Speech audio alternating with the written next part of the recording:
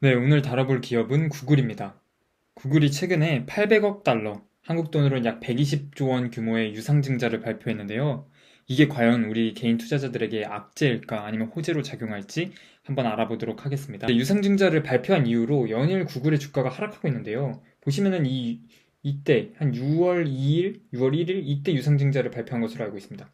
이때 기준으로 주가가 쫙 떨어져서 한 6% 정도 떨어졌거든요. 그래서 지금 한 유상증자 발표 이후 한 6% 정도 하락하였고 이후에도 아직까지 회복을 못하는 모습 보이고 있습니다. 그만큼 보통은 유상증자가 주주들의 가치를 희석하기 때문에 시장에서는 악재로 볼 수밖에 없는 경우가 많습니다. 그래서 이에 따라서 구글도 많이 주가가 하락한 것으로 보입니다. 자, 그러면은 왜 구글이 빚을 안 내고 유상증자를 선택했는지를 조금 알아봐야 될 필요가 있습니다. 왜냐하면 제가 조금 예시를 이 황금알을 낳는 거위를 가지고 와봤는데요. 여러분이 만약 황금알을 낳는 거위를 가지고 있습니다. 그러는데 지금 당장에 유동성이 없어서 돈이 필요한 거예요. 그러면 돈을 어떻게 모집하시겠습니까? 사람들이 이걸 황금알을 낳는 거위인 것을 이미 다 알고 있다면은 사람들에게 그냥 내가 황금알을 낳으면은 내가 그걸 팔아서 돈을 다시 돌려줄게 라는 식으로 저금리로 돈을 빌릴 수 있을 거거든요.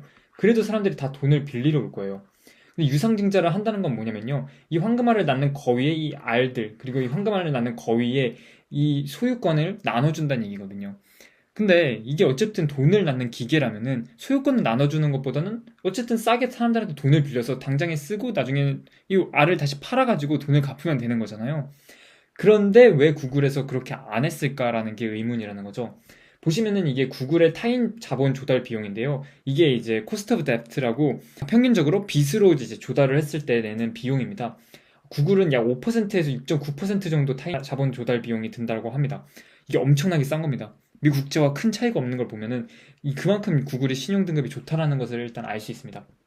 근데 자기 자본 조달 비용은 비쌀 수밖에 없습니다. 원래 이제 주식으로 조달하는 게 훨씬 비쌉니다. 그래서 자기 자본 조달 비용은 약 7.8에서 9.2% 정도 되고요. 그러니까 약 연 10% 정도의 기대 수익률을 줘야 된다는 겁니다. 투자자들에게.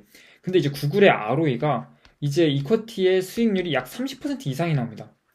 그래서 보통 이제 투자자들이 최소 수익률로 기대하는 게 한 10% 정도 된다고 쳤을 때 구글은 이미 그 투자한 돈의 이쿼티의 30% 정도의 수익률을 주고 있는 예를 들어서 황금알을 낳는 거위 기업 중에 하나라고 볼 수 있는 거죠. 자, 그런 걸 이렇게 보았을 때 누가 봐도 이렇게 보면은 빚으로 자금 조달하는 게 더 이득이잖아요. 근데 이제 구글에서 이제 유상증자를 선택한 종합적인 그 이유가 있을 겁니다. 가장 큰 이유는 구글은 이미 장기 회사채를 발행을 했습니다. 보시면은 2026년 2월 10일 기사잖아요. 올해 270조 원 AI 투자를 하겠다고 밝힌 구글이 22조 원 채권 발행을 했습니다. 근데 이게 진짜 놀랍습니다.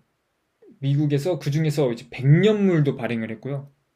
뭐 미국 국채도 아니라 어떻게 한 회사의 사채가 100년물이 나오는지 잘 모르겠습니다. 심지어 22조 원을 발행을 하는데 이제 사람들이 돈을 싸들고 몰려듭니다. 145조 원이 몰렸습니다. 아까 제가 보여드린 그 황금알을 낳는 거위에게 돈을 들고 오는 그 사람들의 그림이 딱 알맞은 그런 그림인 거죠. 그래서 결국에는 이제 구글이 이렇게 크게 총 약 22조 원의 채권 발행을 이미 했는데요. 이때 좀 놀라웠던 것이 이제 미국 금리보다 이제 저희가 기준금리라고 보는 미국 국채 대비 약 0.95포인트 더 비싸게 발행이 됐다고 하더라고요. 근데 이거 가상금리가 0.95% 진짜 낮은 겁니다. 그만큼 구글이 정말 우량한 기업이라는 것을 알 수 있고요. 정말 그만큼 신용등급이 높은 거겠죠.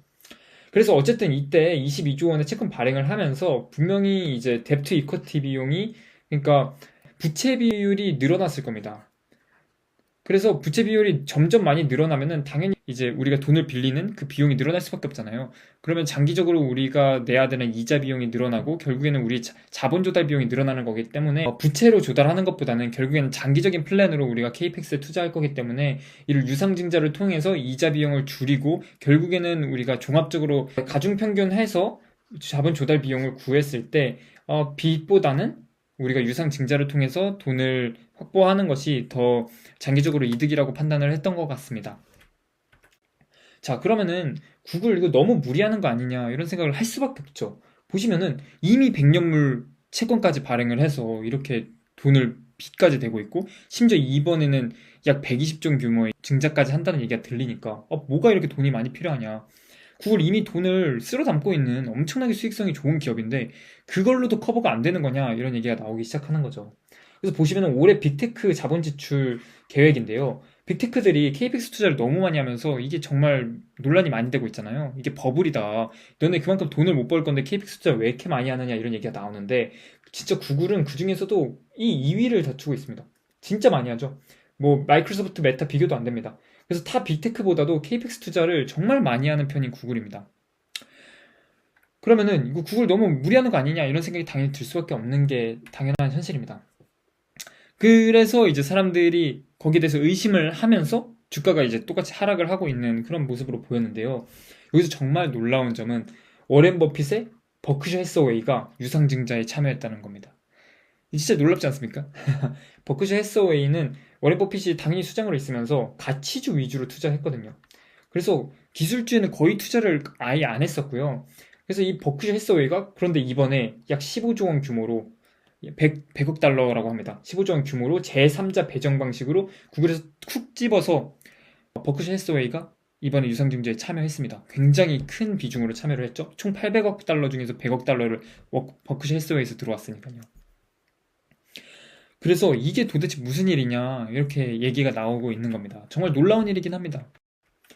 그래서 결국에는 어떻게 됐느냐. 버크셔 해서웨이의 메인 종목이 돼버렸습니다. 구글이.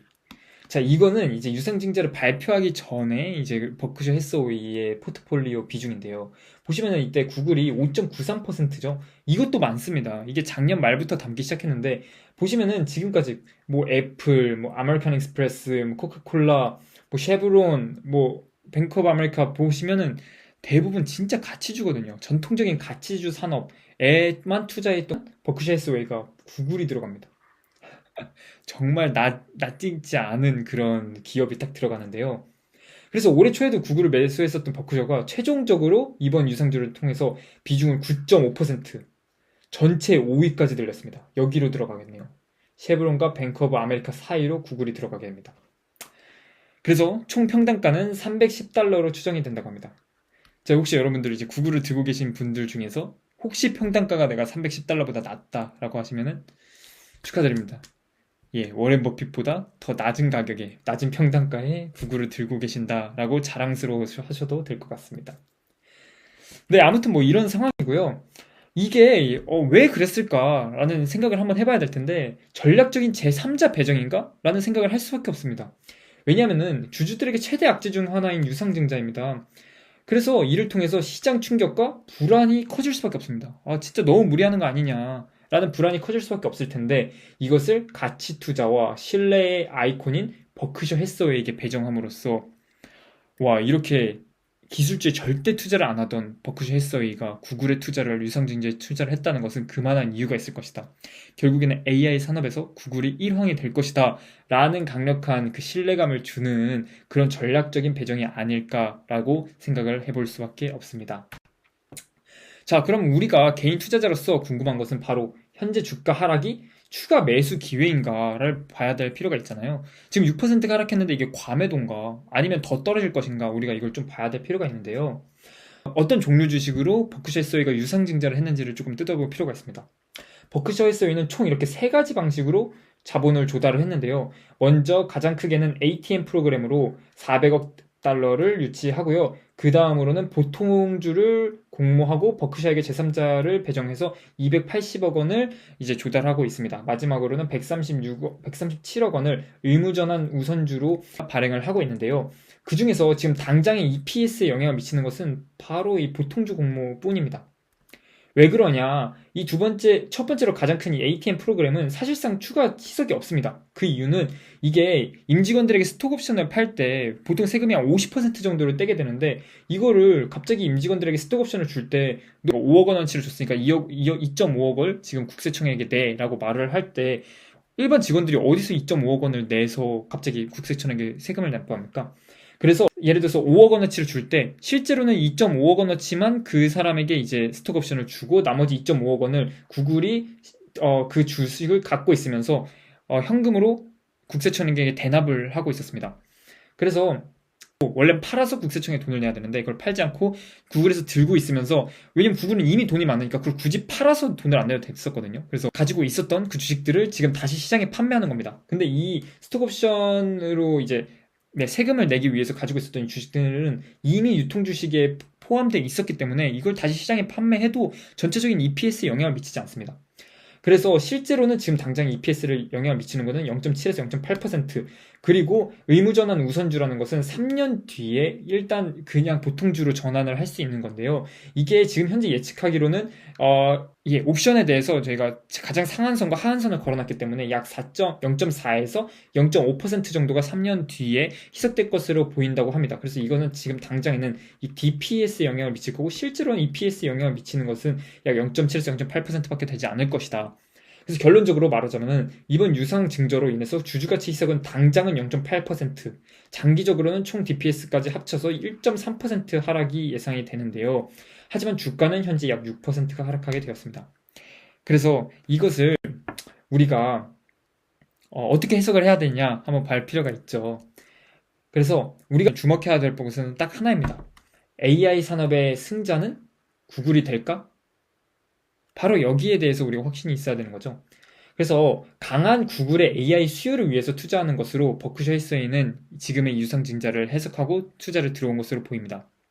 그래서 버크셔 해서웨이와 워런 버핏의 생각은 AI 산업이 이제 더 이상 테마 산업이 아니고, 지금 버크셔 해서웨이가 들고 있는 애플, 뭐 지금 있는 결제주들, 아니면은 뭐 지금 들고 있는 석유주들처럼 결국에는 이 AI 산업이 기반 산업이 될 것으로 예측하고 그 승자를 구글로 보고 있는 것 같습니다.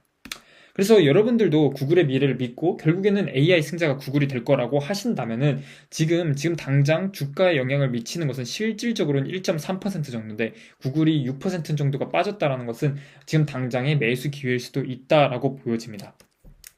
자, 그러면은 결국에는 개인적인 투자의 결정은 여러분인데요. 혹시 여러분들은 어떻게 보시나요?